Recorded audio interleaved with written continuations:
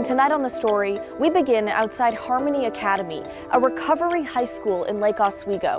It's a unique approach at helping teens beat addiction.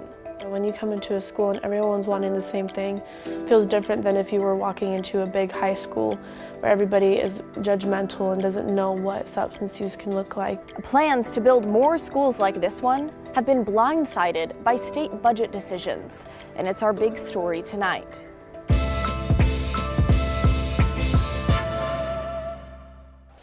I'm headed to English. For Ashley Candace, these halls, Reading day today, my favorite. I love reading. have become her path to recovery.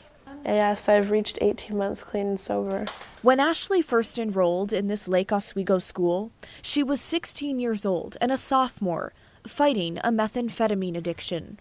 I was previously at Tigard High School and I needed some more support in my recovery. I was definitely lonely. I didn't have many friends. I was a cheerleader, and you can guess how judgmental they can be. But I wanted somewhere I wasn't like pretending to be someone else when I was. She found that at Harmony Academy. I felt like I just can be myself. So Harmony Academy is a recovery high school. It's based on the national model, and recovery schools are places that provide an education for youth in recovery from substance use and co-occurring disorders. At Harmony Academy, there are currently around 30 students. Recovery mentors walk the halls, and drug tests happen twice a month. Students must choose to enroll. You know, when you decide to get sober, it can feel like a huge jump because it's like a security blanket. We have the exact same diploma requirements as any Oregon high school. We provide the Oregon diploma. What's atypical about the school is that recovery is infused into every part of the education here. We do searches if we think that there's drugs here, and we're really committed to having this be a place free of substances. And it's hard. It's swimming upstream all the time. There are 3 recovery schools like this in Oregon. The other 2 are in Portland and Salem. There's this need, communities are seeing a need for adolescents to get these services. Right. Those behind the push So I'm a co-founder of Harmony High, helped start it. have plans for a total of 9 schools statewide after a bill passed in Salem 2 years ago to pay for it.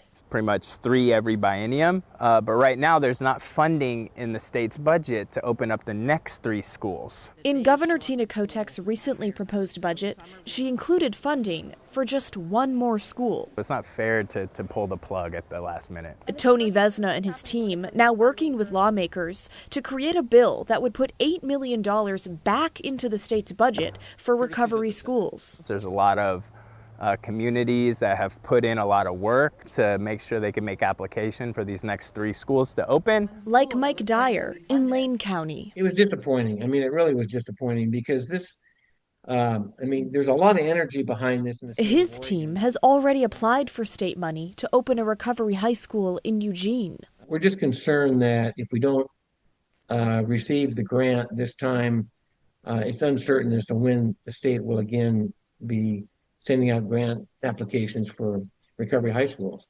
A spokesperson for Governor Tina Kotek sent KGW the following statement, saying in part, Governor Kotek understands that recovery schools have been effective for helping youth in recovery from substance abuse, and that is why her recommended budget maintains base funding for recovery schools. The funding increases the number of schools in Oregon from 3 to 4. Yeah, if we deprioritize adolescents during a time where we've had really high overdose rates and we already have a system that hasn't been invested in for kids, of course the abysmal outcomes that Oregon has when treating kids is only going to get worse. Without recovery high school, I don't think I would still be clean and sober. Now, there are 3 more recovery schools currently on the path to opening in Medford, Eugene, and LeGrand. They just need the funding to do so. As it stands now, only 1 will be awarded the state money needed to open. Now, if nothing changes in the state budget, plans for more of these schools right now would likely end.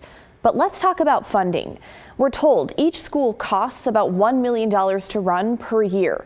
That comes out to about $50,000 per student, compared to an average of $17,000 Oregon pays per student in public schools. Now, for some larger context, the governor has proposed a $17 billion budget for the state's Department of Education over the next 2 years. Now, those behind this recovery work say you can't really put a price tag on it because we're talking about a student's life. Someone who, like Ashley, that junior I met today, says would not be clean and sober if it wasn't for her recovery school. Okay, so talk to us. What do you think? Should the legislature help fund several more of these recovery high schools? Or is one more, like Governor Kotek has proposed, enough for the time being? Email us the story at kgw.com or call and leave a voicemail 503-226-5090.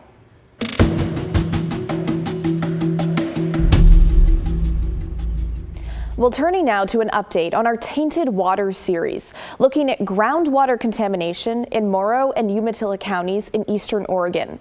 A bill in Salem to try and require fertilizer reporting from large farms in the state died in committee. But there's some background drama that's starting to make waves. But before we get to that, let's get you up to speed on the issue at the center of it all. More than 30 years ago, the state of Oregon discovered a massive aquifer covering 562 square miles near the town of Boardman is contaminated with nitrates. The chemical you cannot see, taste, or smell is harmful for people above limits set by the EPA, especially infants and pregnant women. Many wells in the area have nitrate levels above those limits, mostly belonging to people with low income. In the affected area called the Lower Umatilla Basin Groundwater Management Area, or LUBGWAMA, as many as 4,500 wells have drilled down through the earth to get water from the contaminated aquifer for cooking and bathing and drinking and more. But over the decades, nitrates from farm fertilizer, commercial food production, and large animal operations have seeped down into the water, making the contamination worse. A state report released back in February included this graphic here. Now, every orange and red circle represents a well where the water should not be used for drinking or cooking. Now, as you can see, there are a lot, from Boardman to Hermiston and beyond. And those are just wells that have been tested for nitrate contamination at the time of the report. So where does the contamination come from? Well, the Oregon Department of Environmental Quality, or DEQ, has used these estimates for the past few years. Irrigated agriculture makes up the lion's share, nearly 70%, mostly due to fertilizer they use to grow their crops. Now, if the plants are not able to soak up all the nitrate-rich fertilizer, it seeps into the aquifer, contaminating the water. For decades, the state has relied on voluntary actions by farmers to try to stop the contamination. But those have not worked. In fact, the contamination has just gotten worse. But efforts to regulate fertilizer or require action on the part of farmers and businesses have gone nowhere. And that includes a bill introduced this legislative session in Salem. It's Senate Bill 747, and it would require farmers with at least 200 acres to report how much fertilizer that they use to the state. And then the Oregon DEQ could look at that data and potentially fine farmers who use too much fertilizer. Now, the state Republican who represents the affected area that we're talking about here testified to a Senate committee earlier this year, urging them to kill the bill. At a time when Oregon's agricultural industry is facing rising costs, labor shortage, and increasing regulatory pressure, Senate Bill 747 would add yet another burden without offering meaningful benefits to farmers, the environment, or public health. Instead of imposing arbitrary reporting mandates, the state should work collaborative with farmers in a voluntary science-based approach.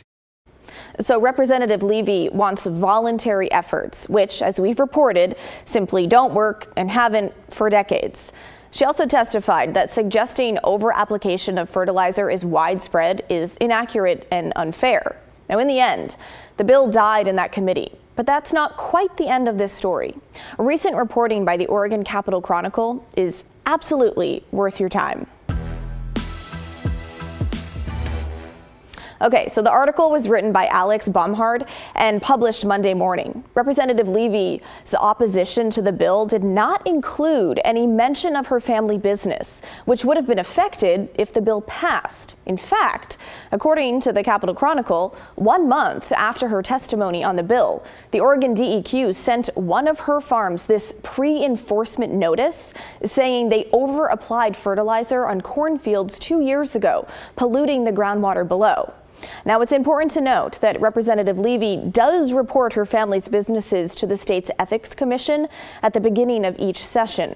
She receives income from 7 businesses, but she is not barred from sponsoring, testifying, or even voting on bills that would affect her businesses. The state law actually requires her to vote on bills, even if she says there's a conflict of interest.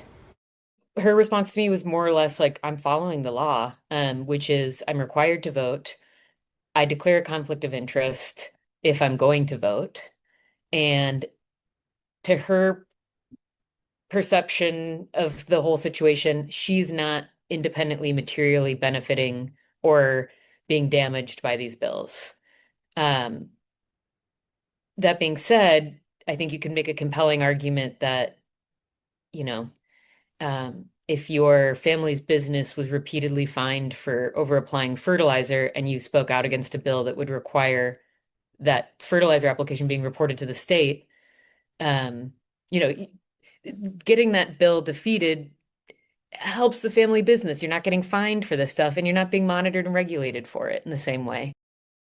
Now, a nonpartisan group called Common Cause Oregon says the state's ethics laws are behind when it comes to lawmakers being able to or required to vote on bills with a financial conflict of interest. But the question remains, is Representative Levy looking out for her constituents or her own interests? Well, she's adamant that her constituents are top of mind. But that public hearing on Senate Bill 747 put the issue front and center. The people that got up to speak out against it were Rep. Levy, a few other Oregon representatives who have land or work in agricultural industry or tangential or near it. The people that got up to speak in favor of that bill are like people who cannot drink their water. So they had their representatives. You've got people from Boardman, from Morrow County, from Umatilla County showing up to say, please pass this bill. It would go a long way to help us deal with this way too long-seated problem with contaminated water out here. And the very people that are representing them are at that public hearing speaking out against the bill. And turns out the fertilizer bill was not the only one where Representative Levy has lobbied either for or against when her businesses and past deals she's made could be negatively affected.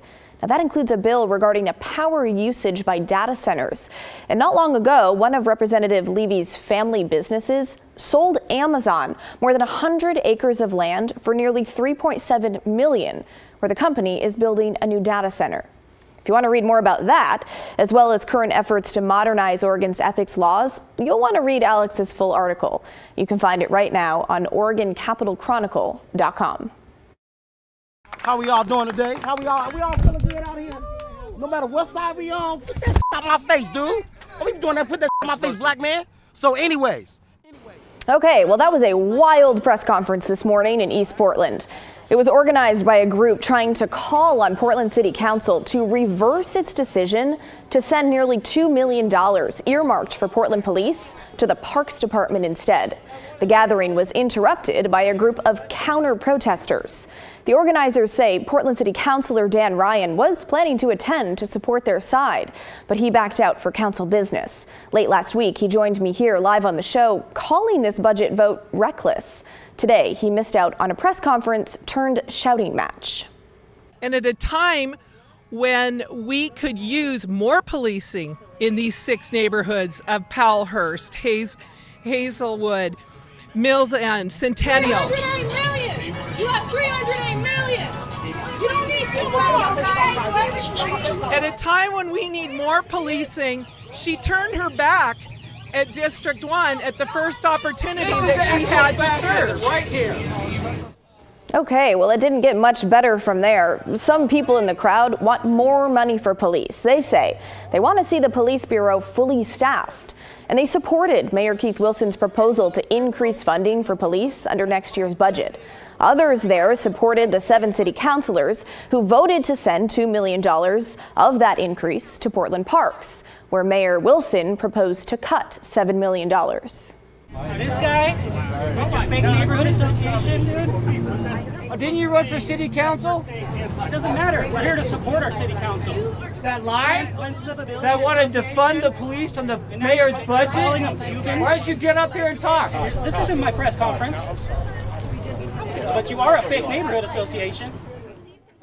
Okay, so a lot of strong feelings on this one. But for a calmer take, we talked to David Potts. He lives in the Lent neighborhood. They have about 120 active officers in each precinct.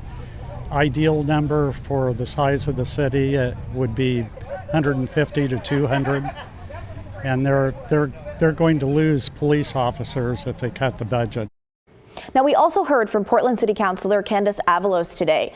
She represents East Portland, and she's one of the 2 councilors who introduced the amendment diverting money from police to parks. They have lots of other pots of money that they can pull from. I do not believe that this was as detrimental as is being described. And I don't think that in the many times prior to that amendment, me proposing it, that they did a good enough job explaining what those dollars will be used for. And I think that we can maximize $2 million in a much better way in Portland parks than we are able to in Portland police at this point. The council has several work sessions on the budget coming up, and they're set to vote on the finalized budget June 18th. Well, coming up next on The Story, we're heading to Lincoln County on the Oregon coast, where the drama in the city of Walport continues. Yet another development in the saga involving the mayor being ousted by council and suing the city. What council voted on this week that could finally put the issue to rest. That's when The Story returns.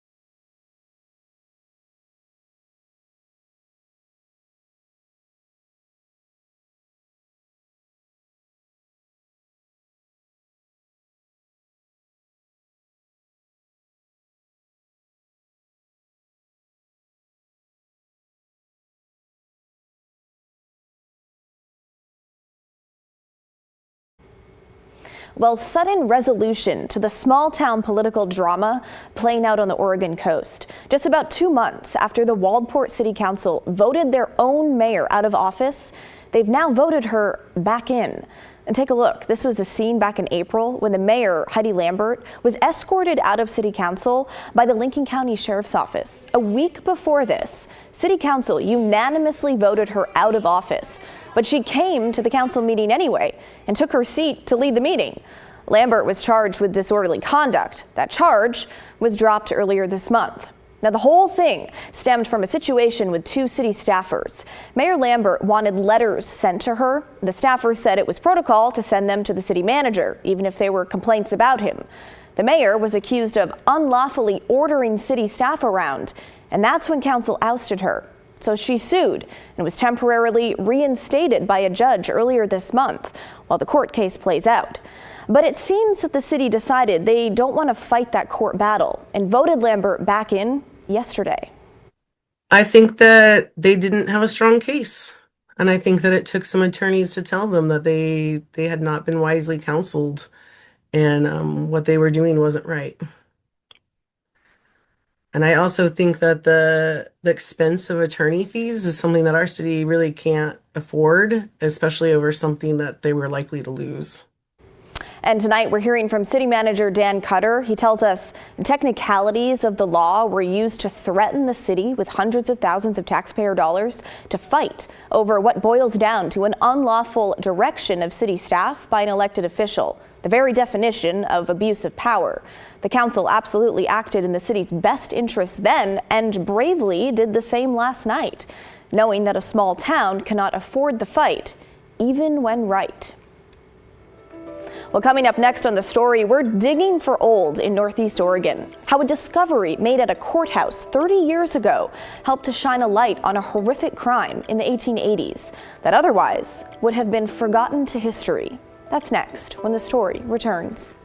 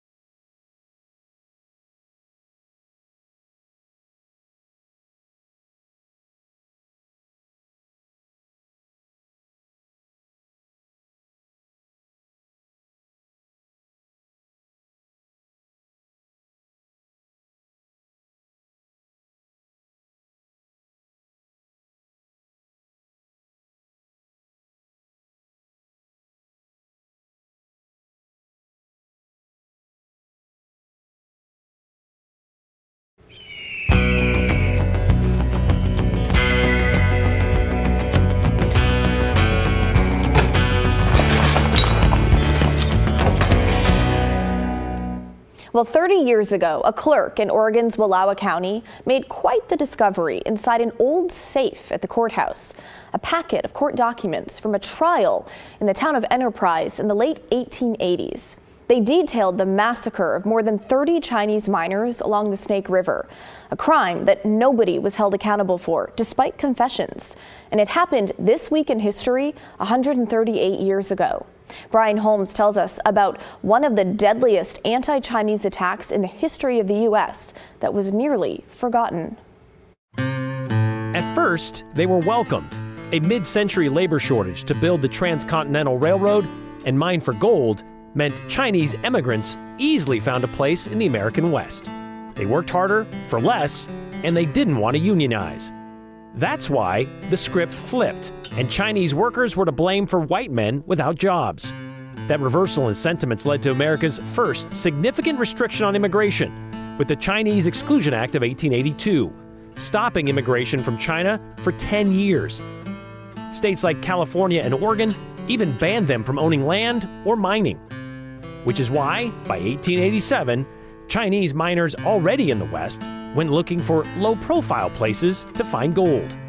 A group of them, working for the Sam Yep Company, found one, south of Lewiston, along the Oregon side of the Snake River, in what would become known as Hell's Canyon. So the Chinese had been mining there at this site called Deep Creek for, probably about 4 or 5 months. There were a band of white horse thieves operating in northeastern Oregon in what is now Wallowa County. That band of 7 horse thieves allegedly found the Chinese miners and ambushed them on May 27, 1887. Over 2 days, every member of the Chinese mining party was shot by a rifle, mutilated, and dumped into the river. Within weeks, those bodies were being seen daily downriver in Lewiston. Nobody knew the number at the time, but rumors pinned the atrocities on Native Americans, who apparently made off with more than $3,000 in gold dust. Or it was other Chinese. Or whites. The American miner kicks hard at the Chinese miner was an understatement. An investigation found it to be true, however. It was a crime committed by white men, and confirmed nearly a year later when one of those horse thieves confessed. Frank Vaughn agreed to testify against the other 6 men, Bruce Evans, Hiram Maynard, Ezekiel Hughes, J.T. Canfield, Max Homer LaRue, and 15-year-old Robert McMillan. 3 of them managed to escape, and the 3 remaining were found not guilty by a jury in nearby Enterprise, Oregon. Well, why did they have to kill them? Because it could easily have just taken the gold from the Chinese and let them go. And who would the Chinese have complained to? Who cared? No one. But the fact that they killed him, it was just clearly a savage act of racial hatred. Said a local rancher who watched the 2-day trial, "I guess if they had killed 31 white men, something would have been done about it." Now, the testimony of Frank Vaughn changed during the trial as he tried to blame the killings on the 3 men who had gotten away. He also claimed they were only trying to borrow a boat to bring stolen horses to Idaho to sell. After the trial, the crime and the killing of 34 Chinese miners would have been erased by time, if not for the discovery in the courthouse safe more than a century later. Now, that author you heard from in the segment wrote a book in 2009 which helped spur a memorial at the Hell's Canyon site, ensuring the atrocity that happened there is not forgotten. That's the end of our show, folks. Thanks so much for watching. If that last story got you down, don't worry, the good stuff is coming your way next. And enjoy the rest of your Wednesday night. I'll see you right back here tomorrow night at 6:30.